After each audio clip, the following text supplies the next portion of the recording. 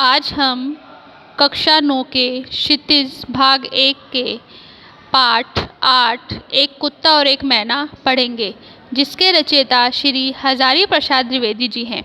हजारी प्रसाद द्विवेदी जी का जन्म सन 1907 में गांव आरत दुबे का छपरा, जिला बलिया, उत्तर प्रदेश में हुआ। उन्होंने उच्च शिक्षा काशी हिंदू विश्वविद्यालय से प्राप्त की तथा शांति निकेतन, काशी हिंदू विश्वविद्यालय एवं पंजाब विश्वविद्यालय में अध्यापन कार्य किया। सन 1979 में उनका देहांत हो गया। 1907 में उनका जन्म हुआ और 1979 में उनका निधन हो गया। साहित्य का इतिहास, आलोचना, शोध, उपन्यास एवं निबंध लेखन के क्षेत्र में द्विवेदी जी का योगदान विशेष उल्लेखनीय है। अशोक के फूल, कुटज, कल्पलता इत्यादि ललित निबंध, 4 उपन्यास, बाण भट्ट की आत्मकथा, चारु चंद्रलेख, पुनर्नवा, आनंद दास का पोथा और आलोचना साहित्य हिंदी साहित्य का उद्भव और विकास, हिंदी साहित्य की भूमिका, कबीर उनकी प्रसिद्ध कृतियां हैं। द्विवेदी जी ने साहित्य की अनेक विधाओं में उच्च कोटि की रचनाएं की। उनके ललित निबंध विशेष उल्लेखनीय हैं। जटिल, गंभीर और दर्शन प्रधान बातों को भी सरल, सुबोध एवं मनोरंजक ढंग से प्रस्तुत करना द्विवेदी जी के लेखन की विशेषता है। उनका रचना कर्म एवं सहृदय विद्वान का रचना कर्म है, जिसमें शास्त्र के ज्ञान, परंपरा के बोध और लोक जीवन के अनुभव का सृजनात्मक सामंजस्य है। प्रस्तुत पाठ एक कुत्ता और एक मैना निबंध में न केवल पशु पक्षियों के प्रति मानवीय प्रेम प्रदर्शित है, बल्कि पशु पक्षियों से मिलने वाले प्रेम, भक्ति, विनोद और करुणा जैसे मानवीय भावों का विस्तार भी है।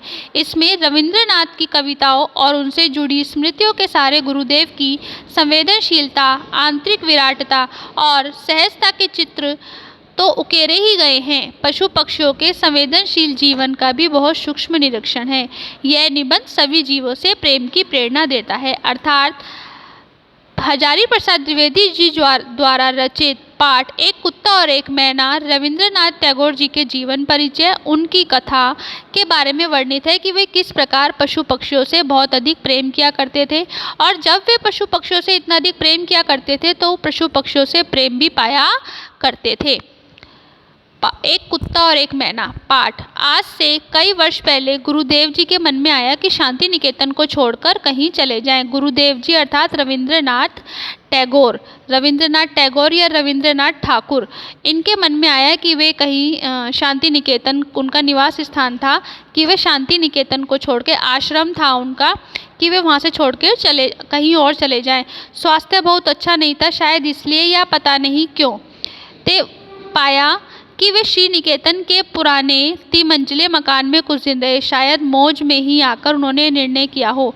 वे सबसे ऊपर के तल्ले, सबसे ऊपर का तल्ला अर्थात सबसे ऊपर का फ्लोर, उन दिनों ऊपर तक पहुंचने के लिए लोहे की चक्करदार सीढ़ियां थी और वृद्ध और क्षीण वपुर रविंद्रनाथ के लिए उन पर चढ़ सकना असंभव था। फिर भी बड़ी कठिनाई से उन्हें वहां लाया जा सका। उन दिनों छुट्टियां थीं। आश्रम के अधिकांश लोग बाहर चले गए। एक दिन हमने सपरिवार उनके दर्शन की ठानी। दर्शन को मैं जो यहाँ विशेष रूप से दर्शनीय बनाकर लिख रहा हूँ, उसका कारण यह है कि गुरुदेव के पास कभी भी मैं जाता था तो प्राय वे यह कहकर मुस्कुरा देते कि दर्शनार्थी है क्या। दर्शनार्थी मतलब दर्शन करने वाला, कि जो व्यक्ति उनसे मिलने आता था, उनके दर्शन करने आता था, तो उसे वे दर्शनार्थी ही कहा करते थे। शुरू में मैं उनसे ऐसी बंगला बात करता था जो वस्तुतः हिंदी मुहावरों का अनुवाद हुआ करती थी। किसी बाहर के अतिथि को जब मैं उनके पास ले जाता था तो कहा करता था कि एक भद्रलोक अपनार दर्शन जनेऊ ऐसे छेन। यह बात हिंदी में जितनी प्रचलित है उतनी बांग्ला में नहीं है, इसलिए गुरुदेव जरा मुस्कुरा देते थे। यह बात कर रहे हैं हजारी प्रसाद द्विवेदी जी, जो रविंद्रनाथ ठाकुर जी के दर्शनार्थी थे, उनके बहुत अनुयायी थे, उनसे मिलना चाहते थे। गुरुदेव ने उस दर्शन शब्द को पकड़ लिया, इसलिए जब कभी मैं असमय में पहुंच जाता तो वे हंसकर पूछते थे, दर्शनार्थी लेकर आए हो क्या। यहाँ यह दुख के साथ कह देना चाहता हूँ कि अपने देश के दर्शनार्थियों में कितने ही ऐसे प्रगल्भ होते थे कि समय असमय, स्थान अस्थान, अवस्था अनवस्था की एकदम परवाह नहीं करते थे और रोकने पर भी आ जाया करते थे। ऐसे दर्शनार्थियों से गुरुदेव कुछ भीत डरे डरे से रहते थे। उन्हें नहीं पसंद कि वे जिनसे नहीं मिलना चाहते थे, वे समय हो या ना हो, अवस्था हो या ना हो, स्थान हो या ना हो, वहाँ पर भी पहुँच जाया करते थे। अस्तु, मैं बाल बच्चों सहित एक बार श्री निकेतन में पहुंच गया। श्री निकेतन में क्यों गए थे रविंद्रनाथ टैगोर जी? क्योंकि वे अस्वस्थ थे, उनका स्वास्थ्य ठीक नहीं था और वहाँ पर गुरुदेव जी बड़े आनंद के साथ रहा करते थे। गुरुदेव बड़े आनंद में थे, अकेले रहते थे, भीड़ भाड़ उतनी नहीं थी। शांति निकेतन में बहुत अधिक भीड़ भाड़ थी। शांति निकेतन उनका आश्रम था। जब हम लोग ऊपर गए तो गुरुदेव बाहर एक कुर्सी पर बैठकर चुपचाप अस्तगामी सूर्य जो सूर्य अस्त होने वाला है उसकी ओर ध्यान लगाकर देख रहे थे। उन्होंने हम लोगों को देखा और वे मुस्कुराए, बच्चों से थोड़ी सी छेड़छाड़ की, कुशल प्रश्न पूछे और फिर चुप रहे। ठीक उसी समय उनका जो कुत्ता, रविंद्रनाथ टैगोर जी का कुत्ता था, वो धीरे धीरे ऊपर आया और उनके पैरों के पास खड़ा होकर पूंछ हिलाने लगा। गुरुदेव ने उसकी पीठ पर हाथ फेरा और वह आंखें मूंदकर अपने रोम रोम से उस नए रस का अनुभव करने लगा। बेटा, गुरुदेव जी का एक कुत्ता था जो गुरुदेव जी से बहुत प्रेम किया करता था और गुरुदेव जी ने उसे ही पाला था। और जब गुरुदेव जी शांति निकेतन छोड़कर आ गए थे तो वो उनसे इतने अपने प्रेम के कारण उसने गुरुदेव जी को ढूंढ ही लिया था और वह ढूंढता ढूंढता श्री निकेतन आ ही गया था। गुरुदेव ने क्या करा, जो लेखक हैं हजारी प्रसाद द्विवेदी जी, उनको देखकर कहा, देखा तुमने, यह आ गए, कैसे इन्हें मालूम हुआ कि मैं यहाँ हूँ? आश्चर्य है। और देखो कितनी परितृप्ति है इनके चेहरे पर दिखाई दे रही है। किस कारण से आ गया था? क्योंकि अभी जैसे मैंने बताया कि पशु और पक्षियों से वह बहुत अधिक प्रेम किया करते थे और उनके अधिक प्रेम करने के कारण ही पशु पक्षी भी उन्हें प्रेम ही दिया करते थे। तो कुत्ते को नहीं पता था कि वे शांति निकेतन छोड़कर आ गए हैं, इसीलिए कुत्ते को उनसे प्रेम था तो वो भी उन्हें ढूंढता ढूंढता श्री निकेतन में आ गए। और यह देखकर रविंद्रनाथ टैगोर जी को बहुत अधिक आश्चर्य हुआ। हम लोग उस कुत्ते के आनंद को देखने लगे। किसी ने उसकी राह नहीं दिखाई थी, फिर भी ना जाने वो कहाँ से आ गया था। इसी कुत्ते को लक्ष्य करके उन्होंने आरोग्यम में इस भाव की कविता भी लिखी है। अब जब इतनी सी स्वीकृति पाकर ही उसके अंग अंग में आनंद का प्रवाह बह उठा। जब उन्होंने देखा कि वह कुत्ता भी उनके पास आ गया तो उसे वो प्रेम से सहलाते थे और उसे बहुत ही प्रेम किया करते थे। इसके बाद मैं जब यह कविता पढ़ता हूँ, रविंद्रनाथ टैगोर जी ने उसके लिए कविता लिखी है, जो उनका कुत्ता था, जो उन्होंने पाला हुआ था। उन्होंने कहा कि मैं जब ये कविता पढ़ता हूँ तब मेरे सामने शांति निकेतन के तीतिल्ले 3rd फ्लोर तीतिल्ले की वह घटना प्रत्यक्ष ही हो जाती है। वह आंखें मूंदकर अपरिसीम आनंद था, वह मूक हृदय का प्राणपण आत्मनिवेदन मूर्तिमान हो जाता है। उस दिन मेरे लिए एक छोटी सी घटना थी, परंतु आज यह घटना विश्व की अनेक महिमाशाली घटनाओं की श्रेणी में बैठ गई है। यह आश्चर्य की बात है कि इस प्रसंग का उल्लेख भी किया जा सकता है कि जब गुरुदेव जी की मृत्यु हो गई और गुरुदेव जी की चिता भस्म कहाँ पर हुई? कोलकाता में करने के लिए आश्रम में लाया गया।